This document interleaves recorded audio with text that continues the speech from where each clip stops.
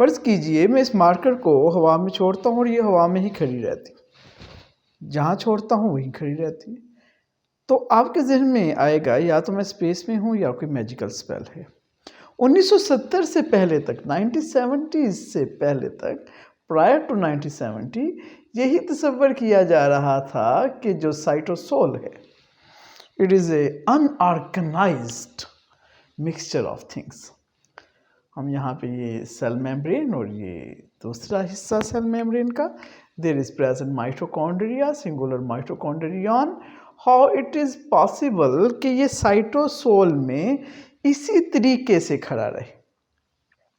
आने वाले वक्तों में जब microscopy, ultra microscopy, electron microscopy में हम गए, अल्ट्रा इलेक्ट्रॉन माइक्रोस्कोपी जो थिक चीज़ों की भी माइक्रोग्राफ्स लेने में कामयाब हो रही थी, और इन्फ्लोरेसेंस के तरीके से जब हमने मज़ीद जांचा, when we learn more about ultra microscopy and inflorescent technique of microscopy, we learn that there is present ultra microscopic tubules, ultra microscopic proteins, जो इन चीज़ों को इकट्ठा रखती है, खड़े रखती है, इन चीज़ों की मूवमेंट में मदद दे रही है। My name is professor GM Babar and I am head of department Punjab group of colleges Sialkot. आज हम बहुत इंपॉर्टेंट कॉन्सेप्ट बायोलॉजी का सीख रहे हैं। It is A cytoskeleton. अगर हम वर्ड को सीखें तो site, archite means cell and skeleton mean framework, fabric or framework. So it is comparable with skeleton. हमारे एंडोस्केलेटन, हमारे ढांचे से इसको कंपेयर किया जा सकता है। ये सेल्स में चीज़ों की मूवमेंट को, सेल शेप को, क्रोमोसोम मूवमेंट को, स्पिंडल फॉर्मेशन को MTOC microtubule organising centre की मदद से कंट्रोल करते हैं। साइटोस्केलेटन में 3 टाइप्स हम पढ़ रहे हैं। One is called as microfilament. Microfilament is an old fashioned name, or nowadays it is called as actin filaments. And other is intermediate filament, and third one is a microtubules. So these are 3 types of cytoskeleton. Microfilament, actin filament कहते हैं आजकल इसको, intermediate filament and microtubules. Let's have a glance one by one. Actin filament और microfilament, they have a diameter of 7 nanometre. अगर इसकी shape को हम देखें, there is present 2 strands of actin monomers. ये जो मैं शेडेड कर चुका हूँ, it is a actin monomer. ये आपस में मिलकर एक्टिन प्रोटीन बनाते हैं और इनके 2 स्ट्रैंड्स हैं जो एक दूसरे के साथ जुड़े हुए होते हैं और एक दूसरे के गिर्द ये ट्विस्टेड हैं। एक दूसरे को इन्होंने घेरा हुआ है, ट्विस्ट किया। It is actin filament. Actin filament cell membrane के साथ होता है। It is a cell membrane. ये वही एक्टिन फिलामेंट है जो स्केलेटन में भी ये वही एक्टिन फिलामेंट है जो हमारे मसल्स में पाई जाती है, हमारे लाइट बैंड्स में पाई जाती है। इसके साथ मोटर मॉलिक्यूल्स अटैच होते हैं।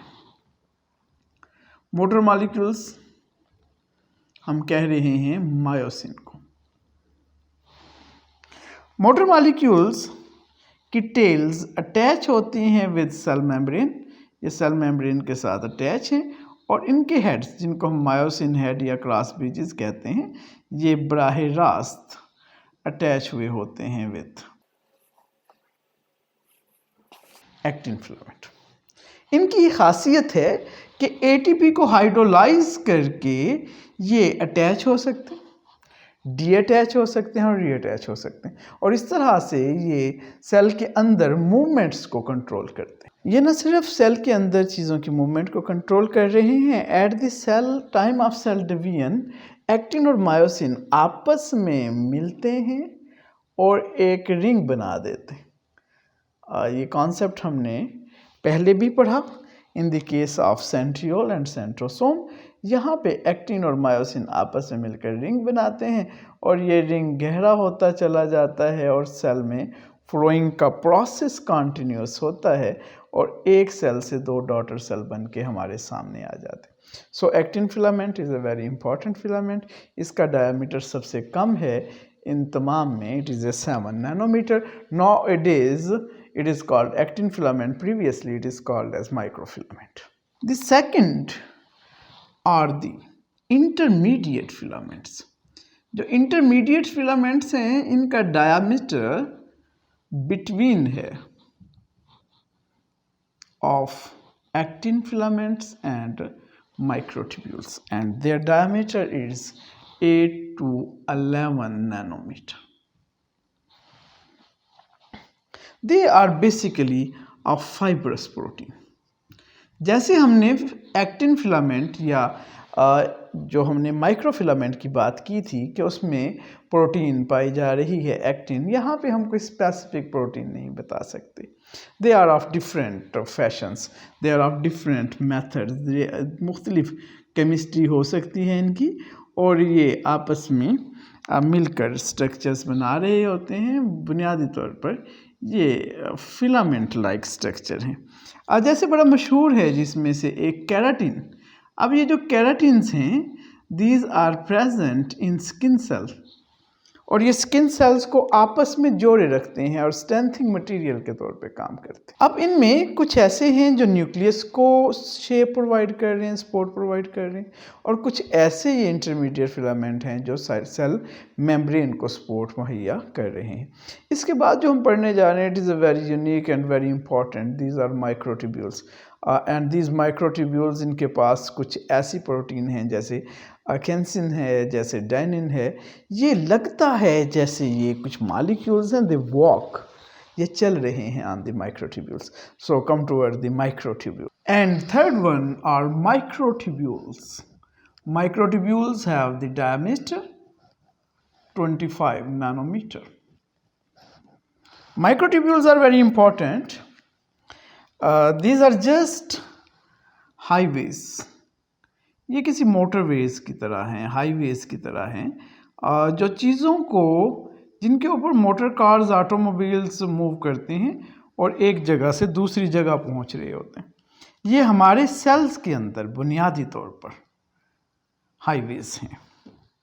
अगर हम इनकी शेप को देखें, दीज आर हॉलो, अंदर से ये खोखले हैं जी, और ये इनका हॉलो होना और बहुत ज़्यादा स्पाइरल होना, अपने ही गिर्द घूमे हुए होना, ये इसको बहुत स्ट्रेंथेंड एक प्रोसेस प्रोवाइड कर देते हैं। मतलब दीज आर वेरी स्ट्रॉन्ग। ये हमारे सेल्स में बिल्कुल एक आप कह लीजिए पिलर्स की तरह काम कर रहे हैं। ये किसी रेनफोर्स कंक्रीट में आयरन की तरह काम कर रहे हैं और ये सेल्स को, हमारे सेल की शेप को सस्टेन करते हैं, ये क्रोमोसोम की मूवमेंट को कंट्रोल करते हैं। यहाँ पे एक बहुत इम्पॉर्टेंट प्रोटीन, कुदरत का एक बहुत बड़ा करिश्मा है जी वो प्रोटीन, उसका नाम है किन्जाइन प्रोटीन। अब ये किन्जाइन प्रोटीन लिटरली ऐसा महसूस होता है जैसे कोई बाइपिडल चीज़ हो, दो पाँव पे चलने वाली। ये प्रोटीन है, इस तरह की प्रोटीन की शेप होती है। ये इसका रिसेप्टर साइट है और इसके ऊपर सपोज दैट आकर लग गया प्राइमरी लाइसोसोम। ये प्राइमरी लाइसोसोम का रिसेप्टर साइट, ये रिसेप्टर, अब ये इसके ऊपर लग गया है, ये प्रोटीन हमारी, और ये इसके रिसेप्टर साइट इसके साथ आकर सपोज दैट लग गया प्राइमरी लाइसोसोम। आपने कभी गौर किया कि सेल के अंदर माइटोकॉन्ड्रिया कैसे मूव कर रहा है, क्लोरोप्लास्ट कैसे मूव कर रहा है? सबके पीछे दो ही प्रोटीन्स हैं, एक कैंसिन है, एक डाइनिन है।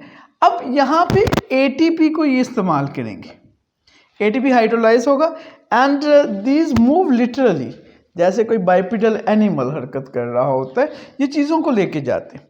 जैसे हाईवेज पे चलने वाली कार्स में जितनी ज़्यादा फ्यूल अच्छे तरीके से कंज्यूम होकर उसको जो है वो काइनेटिक एनर्जी में कन्वर्ट करेगा, इसी तरह से ये कैंजीज प्रोटीन जो हैं ये काइनेसिन प्रोटीन जो हैं ये एटीपी को इस्तेमाल करेंगे और उतनी ही तेज़ी से चीज़ों को ट्रांसपोर्ट करेंगे। तो सेल में हर तरह की ट्रांसपोर्ट के पीछे ये इन्वॉल्व हैं जी। और अगर हम सेल मेम्ब्रेन देखते हैं, it is a cell membrane. Cell membrane के एक्स्ट्रा सेलुलर और इंट्रासेलुलर एनवायरनमेंट में जो मौजूद हैं fibres, these are microtubules. Microtubules के बाद बारी आती है जिनको हमने फाइब्रस प्रोटीन कहा, और इन फाइब्रस प्रोटीन का नाम इंटरमीडिएट प्रोटीन है, ये ऐसे लगी होती हैं। और तीसरी प्रोटीन जो यहाँ पे मौजूद हैं, दीज आर एक्टिन प्रोटीन, जो अभी हमने देखा था in the form of strands. Cytoskeleton ही वो स्ट्रक्चर है जो साइक्लोसिस यानी कि साइटोप्लाज्म की स्ट्रीमिंग मूवमेंट को कंट्रोल करता है, जो क्रोमोसोम की मूवमेंट को कंट्रोल करता है, और तो और जो प्रोटिस्टा हैं या प्रोटोक्टिस्टा हैं लाइक पैरामेसियम। हमने एक कॉन्सेप्ट पढ़ा था पिछले आर्टिकल में जिसका नाम था MTOC, माइक्रोट्यूब्यूल्स ऑर्गेनाइजिंग सेंटर्स, जो कौन काम कर रहे हैं, सेंट्रोसोम या सेंट्रियोल्स काम कर रहे हैं। इन्हीं से सीलिया बनते हैं, इन्हीं से फ्लैजेला बनते हैं। For example in case of Euglena जो फ्लैजेलम है वो इन्हीं से बन रहा है, ये साइटोस्केलेटन से, और उनकी हरकत भी इन्हीं की वजह से हो रही है। हमारे जिस्म के अंदर अगर आप देखें ह्यूमन मेल्स में जो स्पर्म बनते हैं, जो स्पर्म की टेल है एक्चुअली इट इज़ फ्लैजेलम, और ये जो फ्लैजेलम है यही जमा फ्लैजेला यही स्पर्म को मूव करवाते हैं। ह्यूमन फीमेल्स में अगर हम बात करें तो जो ओवरीज हैं और जो फ्लोपियन ट्यूब्स हैं, जो फ्लोपियन ट्यूब्स हैं उनके अंदर के जो सेल हैं वो हाईली सिलिएटेड सेल्स होते हैं, उनमें सीलिया पाए जाते हैं जो फर्टिलाइज जाइगोट को बड़े आराम से फ्लोपियन ट्यूब से गुजारते हुए यूट्रस तक पहुंचाते हैं। मेल और फीमेल दोनों में सिलिएटेड सेल मौजूद हैं हमारे ट्रैकिया में, जो म्यूकस की मूवमेंट को कंट्रोल करते हैं और हल्के फुल्के बैक्टीरिया को या डस्ट पार्टिकल को पकड़ लेते हैं। तो साइटोस्केलेटन हमारे सेल का बहुत इंपॉर्टेंट हिस्सा and it's comparable with skeleton. आपकी समाअतों का बहुत शुक्रिया। अस्सलामु अलैकुम व रहमतुल्लाह।